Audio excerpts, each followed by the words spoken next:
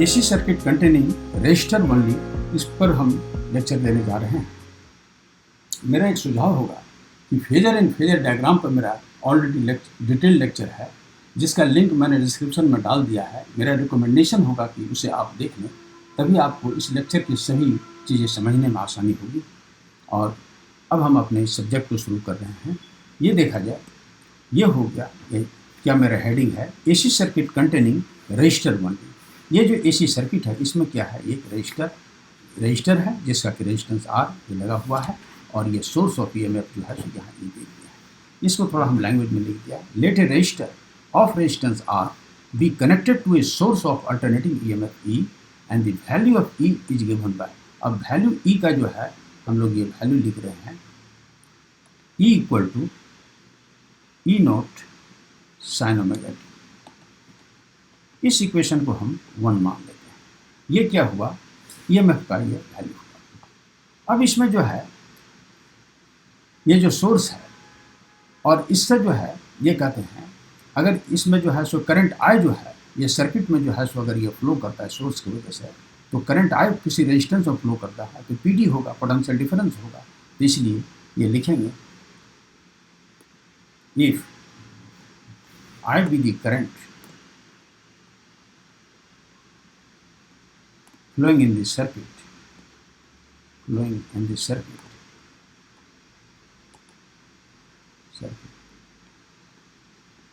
the PD across R into I होगा।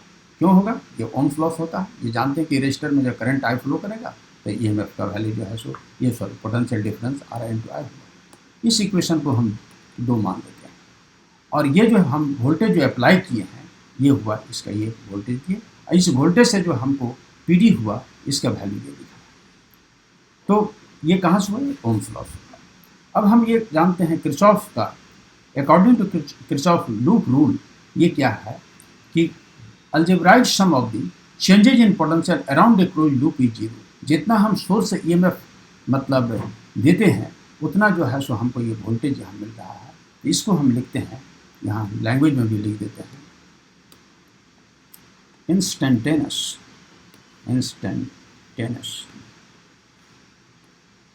EMF of the source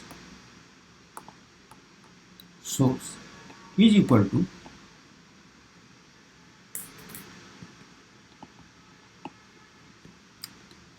instantaneous PD across R के across जो PD हुआ, तो R के अक्रॉस जो है ये इक्वेशन 1 जो है ये instantaneous EMF of the source को शो कर रहा है, और PD अक्रॉस R क्या हुआ, R into I हुआ। तो हम लिख सकते हैं फ्रॉम 1 and 2 फ्रॉम 1 and 2 एक और 2 इक्वेशन से क्या लिख सकते हैं, E note sine omega T equal to R into I, therefore I equal to E note sine omega T by R. और ये जान रहे हैं आप कि कोई रजिस्टर है, आर रेजिस्टेंस है, आई करंट जा रही है, तो 2 के बीच का पोटेंशियल डिफरेंस ई है, तो ई इक्वल टू क्या होगा, आर इंटू आई, और देयरफॉर आई इक्वल टू क्या होगा, ई बाय आर। तो यहाँ मैक्सिमम वोल्टेज बाय रेजिस्टेंस है, इसका नाम हम देते हैं मैक्सिमम करंट, ये आई नोट साइन ओमेगा टी। इस इक्वेशन को हम 3 मान लेते हैं, अभी 2 मान चुके हैं, ये 3। अब ये देखा जाए, ये जो है ये वोल्टेज क्या किए, हम अप्लाई किए थे, कहाँ अप्लाई किए,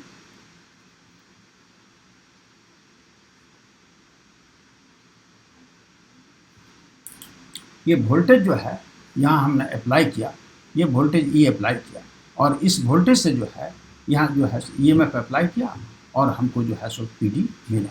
तो इससे एक ये जो है पीडी का एक इक्वेशन क्या हुआ, सॉरी ईएमएफ का इक्वेशन हुआ E equal to E not sine omega T, और यहाँ जो इक्वेशन निकला है करंट का I equal to I not sine omega T. इस दोनों को जो है, ये दोनों के देखने से इस इक्वेशन को हम यहाँ हम फिर लिख देते हैं,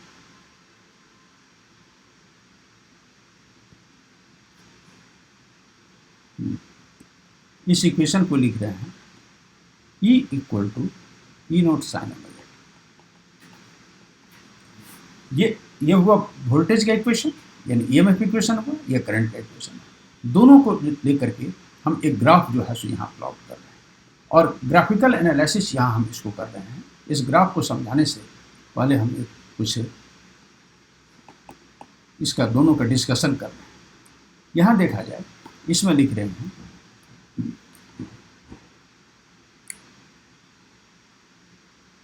वोल्टेज का इक्वेशन हो गया E equal to E note sine omega T, और करंट का इक्वेशन हो गया I equal to I not sine omega T. अब हम क्या करते हैं, लिखते हैं केस 1। इस ग्राफ को हम समझा रहे हैं। ये ग्राफ क्या है, पहले हम ग्राफ का थोड़ा डिस्कशन करते हैं, तब इस इक्वेशन डिस्कस करेंगे। ये ग्राफ को देखा जाए, ये वोल्टेज का एक कर्व है और ये कर्व क्या है, करंट का कर्व है। और दोनों के बीच ये जो है इस वोल्टेज का जो है यानी E का जो है मैक्सिमम वैल्यू E0 है, करंट का मैक्सिमम वैल्यू यहाँ I0 है, और E और I को जो है y एक्सिस पर ले लिया गया है और x एक्सिस पर जो है ओमेगा टी यानी एंगल को शो किया गया है। यहाँ क्या है, एंगल यहाँ जो है सो 0 शो करता है। ये π/2 यानी 90 हुआ, ये π180 हुआ, ये 273 यानी ये हुआ 3π/2 और ये 2π को शो करता है। अब इसको हम लोग ये जो है सो फेज रिलेशनशिप जो है सो इस कर्व का हम ये शो करते हैं। तो अभी केस 1 में देखा जाए, हम पहले वोल्टेज का लिख रहे हैं।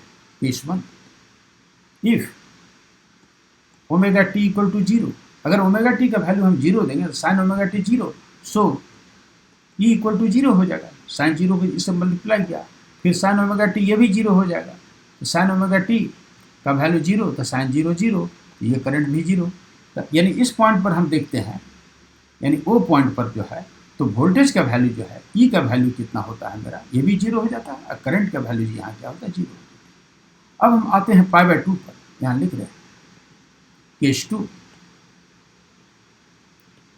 If omega T equal to π/2, omega T equal to π/2, तब ये क्या हो जाएगा, E का वैल्यू जो है यहाँ देखा जाए, यहाँ लग ओमेगा टी का वैल्यू अगर हम π/2 दे देंगे तो साइन 90 1 हो जाता है, यहाँ साइन 90 1 हो गया। तो इसको 1 को इस 0 से मल्टीप्लाई करेंगे तो यहाँ जो हुआ E equal to E not हुआ और I इक्वल टू क्या हो गया, comma I equal to I not हुआ। यानी इस जगह पर देखते हैं कि करंट का वैल्यू यानी π/2 पर देखिए करंट का वैल्यू कितना हो गया, यहाँ आई नोट है, ये मैक्सिमम हुआ, ये पीक को शो कर रहा। और वोल्टेज का जो है E equal to E not जो है, यहाँ E equal to E not यहाँ कहाँ हुआ, π/2 पर देखते हैं कि करंट भी मैक्सिमम है, वोल्टेज भी मैक्सिमम है, और 0 पर यहाँ था, दोनों 0 है। अब हम पाई पर विचार करते हैं, लिखते हैं case 3, if omega T equal to what, pi, अगर पाई दे देंगे, आप जानते हैं कि यहाँ sine pi, omega T pi होगा तो साइन पाई मतलब ये हो जाता है 0 और ये भी साइन पाई 0, तो मेरा वोल्टेज भी 0 हो गया और करंट जो है ये दोनों 0 हुआ। अब ये हमने मैथमेटिकली भी देखा, यानी जो ये इक्वेशन निकाले थे और जिस इक्वेशन के आधार पर जो ये कर्व जो खींचा गया है इसके बारे में बात है।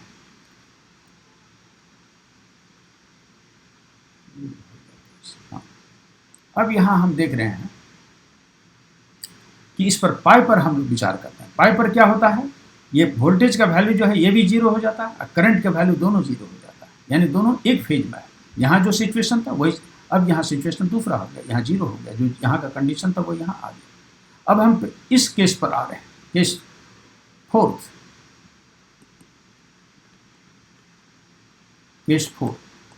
If omega T equal to 3π/2 यानी 270, और साइन 270 का वैल्यू जानते हैं 3π/2 का मान -1 होता है, तो ई नोट हो जाएगा, मैंने E equal to minus E not and I equal to minus I not, so E equal to minus E not and I equal to minus I not, यानी दोनों का वैल्यू जो है ये जो है सो मिनिमा को शो करता है। यहाँ क्या था, इसका वोल्टेज का मैक्सिमम वैल्यू था, यहाँ वोल्टेज का मिनिमम वैल्यू हुआ 3π/2। यहाँ देखिए 3π/2 पर ये भी जो है मतलब मिनिमा हो गया इसका, और I का भी जो है सो ये जो है सो मिनिमा हो गया, यानी नेगेटिव वैल्यू हो गया दोनों का, जस्ट अपोजिट।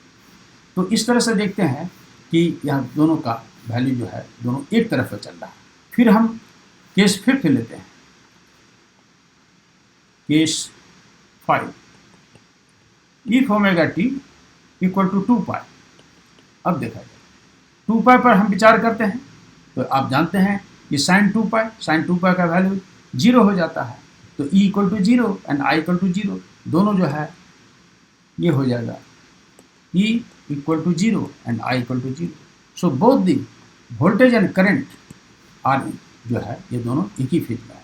तो इससे हमने जो है ग्राफिकली और इसको जो है सो ये मैथमेटिकली क्यों, E equal to sine E not sine omega T, I equal to I not sine omega T, ये मैथमेटिकली हुआ और ये जो है सो यहाँ ग्राफिकली हुआ। ये कह रहे हैं कि from the graph and also from this equation 1 and 3, 1 equation मेरा यहाँ था, ये शुरू में लिखा था equation 1 E equal to E not sine omega T, और लास्ट ये इक्वेशन जो थर्ड था I equal to I not sine omega T.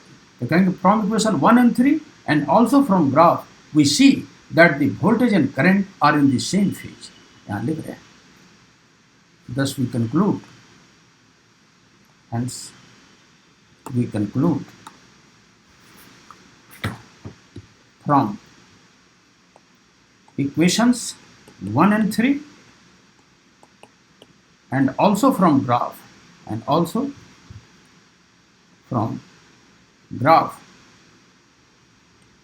that the EMF and current are in the same phase, ये हो गया इसके बाद।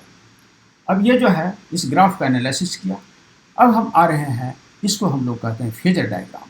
ये फेजर डायग्राम का हम थोड़ा टॉक कर लें, तब उसके बाद हम बात को क्लियर करेंगे। आपने ये इक्वेशन देखा है कि E equal to E not sine omega T and I equal to I not sine omega T, ये शो करता है वोल्टेज को, ये शो करता है करंट को। अब इस पर हम आ रहे हैं। ये देखा जाए, इसको हम लोग क्या कहते हैं, एक्स एक्सिस कहते हैं, इसको कहते हैं वाई एक्सिस कहते हैं।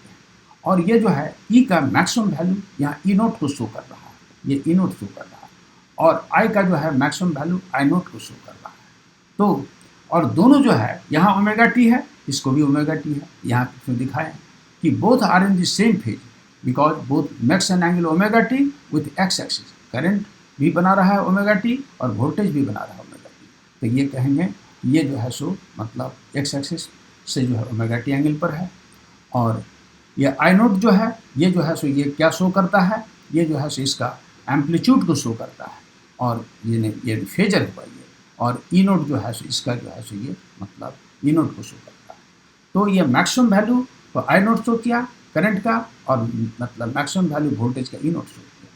अब इसको हम लोग यह क्या कहते हैं, वाई एक्सिस पर जो है ये तो हुआ दोनों का मैक्सिमम वैल्यू, ई नोट आई नोट को आप कर्व में देख रहे हैं, और इसका जो है यहाँ पर आई नोट का जो है ये जो प्रोजेक्शन होगा वाई एक्सिस पर, इसको ये जो डिस्टेंस जो हो जाएगी इसको हम लोग कहेंगे instantaneous value of the current, और इसको भी कहेंगे ई नोट का यहाँ से लेके ये वैल्यू जो होगा इंस्टेंटेनियस वैल्यू ऑफ द क्या हो जाएगा, ये मतलब EMF। तो इसको हम थोड़ा इसको इक्वेशन को एक बार हम और यहाँ हम थोड़ा क्लियर कर देते हैं, आपको ज़्यादा अच्छा से समझ में आ जाएगा। यहाँ हम एक डायग्राम बना रहे हैं, ये देखा जाए, ये हम शो कर रहे हैं, ये जो डायरेक्शन ई नोट को शो कर रहे हैं, ये ई नोट है। ई नोट कितना बना रहा है, ये एक्स एक्सिस है, ये इससे ओमेगा टी बना रहा है, और ये लाइन जो है ओ एक्स ए बी, ये ओमेगा टी है, ये पैरेलल इसका है, और ये रेखा मिल रही, इसलिए ये अल्टरनेट एंगल इस अल्टरनेट एंगल के इक्वल हो जाएगा। तो हमें ये ओ बी निकालना है, ओ बी यहाँ लिखेंगे in triangle O B A sine omega T equal to O B perpendicular by hypotenuse O B by O A, and sine omega T equal to O B, O A का value कितना है, ई note है, तो हमको O B equal to क्या हो गया, ई note sine omega T.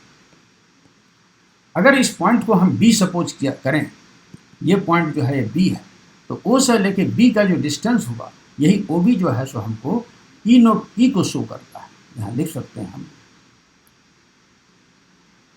इसके जगह पर,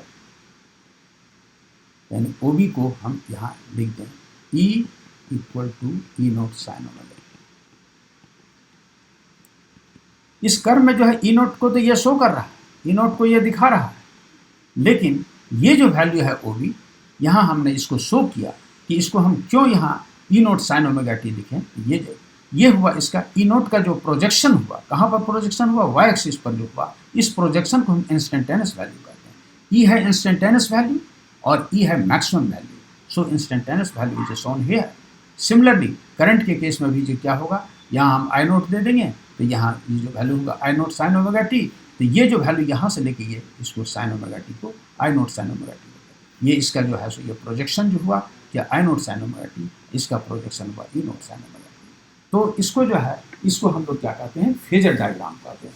तो फेजर डायग्राम के लिए जो है ये बताए थे कि इसमें जो है कि हियर बोथ द ईएमएफ यानी EMF and current are in the same phase and making angle omega T with X axis and the phase angle between them is a zero. क्योंकि इसका भी फेज कितना है, इस इक्वेशन का भी है साइन ओमेगा टी का, यहाँ क्या है E equal to E note sine omega T, इसका ओमेगा टी है, इसका भी ओमेगा टी है, तो दोनों के बीच में फेज डिफरेंस जीरो है। तो ये हुआ फेजर डायग्राम हुआ। फेजर डायग्राम में मुख्य रूप से क्या शो करना है, हमको इसका जो है एम्पलीट्यूड शो करना है और इसका प्रोजेक्शन शो करना है। प्रोजेक्शन जो है वह हुआ इंस्टेंटेनियस वैल्यू, और ये जो है मैक्सिमम वैल्यू को जो है यहाँ ये शो करते हैं इस लाइन से, और ये बताया ये फेजर डायग्राम हुआ। ये जो है सो मतलब फेज रिलेशनशिप ये ग्राफिकली एनालाइज किया, और इस तरह से जो है सो ये इसी सर्किट कंटेनिंग रेजिस्टेंस वैल्यू को हम आज यहाँ क्लोज करें।